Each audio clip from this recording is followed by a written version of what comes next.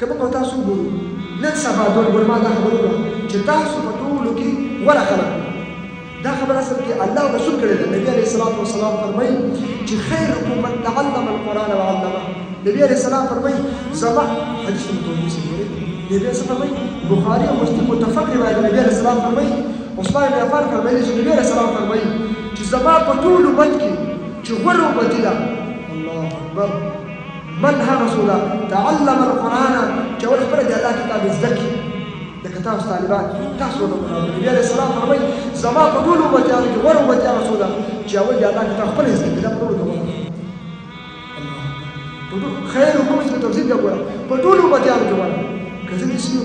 چې په دې مجلس کې انسان د غزا غوره څه مجلس کې غوره کله چې د نبی عليه السلام په ټول امت کې یا په ټول انسانانو کې چې غوره انسان د غزا ده معلومه ده چې دا ډېر د کمال خبره د غزا د نبی عليه السلام فرمایي زما په ټول امتيانو کې چې غوره امتي دا رسول ده چې د الله کتاب تعلم او خپل زده کړي معلم او دا کتاب د ټول نبی عليه السلام فرمایي دا د فتنې ډول